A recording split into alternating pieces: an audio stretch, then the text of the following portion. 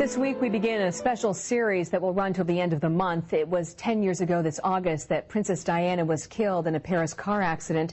Yet some still believe there are unanswered questions about the crash. And now a witness has come forward with new information that could suggest it was not an accident. Nicholas Wapshott is the national and foreign editor of the New York Sun and is with us this afternoon. Let's begin with the white Fiat Uno. This is one of the big mysteries of the investigation. What role did that car play in the accident?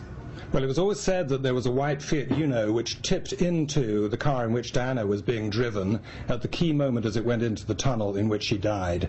That Fiat Uno left paint on Diana's car, and the French police scoured the whole of France and have never yet been able to find out exactly what car that was. It's very distinct. You can trace a car from its paint. They never found the car, and they never found the driver. But now a new witness has come forward, a French fireman called Christophe Palat. And what claims is he making specifically? This is really fascinating. 3 years after Diana's death, paparazzo photographer, a long-lens photographer, who had always denied that he was in Paris at that time, was found dead in a burning Fiat Uno on a military territory in France.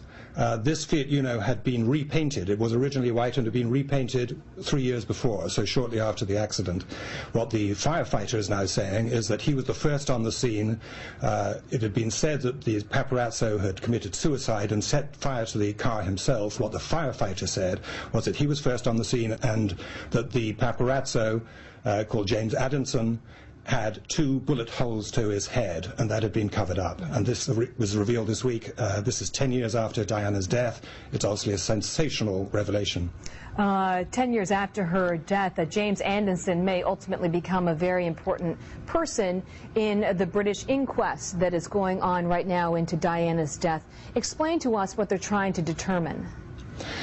Well, like any suspicious death, you have to prove exactly how the circumstances of the death came about and whether anyone was responsible and whether any charges should be brought against anybody.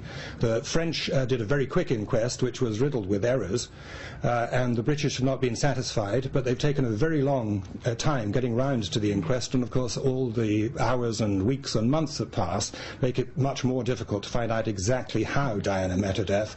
But they've got a very senior judge in charge of the inquest, and the policeman, Lord Stevens, who looked into it, instead of dismissing all of the many rumours and ideas about exactly how Diana died, instead of being a simple accident, he said that there were interesting things that should be explored. So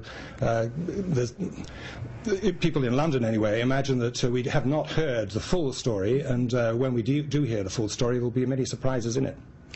There has been some reporting about James Anderson, the photographer, some reports suggesting that he was on the payroll of the intelligence service, suggesting that as he followed Diana around Europe, specifically that summer in Saint-Tropez on her trip with Dodi Fayed, that he was passing this information back to the British, not for nefarious reasons, but just so that they could keep track on her whereabouts because she was the mother of a future king.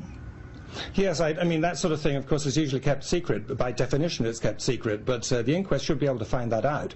They also said that Henri Paul, who was the drunk driver who was in charge of the car which crashed, that he too was on the French Secret Service list. And it's not surprising in a way that Secret Service, if they want to keep tabs on someone, should use someone like a paparazzo who spends his whole time following such people and taking photographs with a long lens. And so he would probably know more about what was going on the Diana's final boat ride with Dodi and in her final car ride. For many people here in this country, they think, another investigation, hasn't this sort of been done, finished? It was an accident, very mundane, just involving extraordinary people. Is there that sense in Europe as well?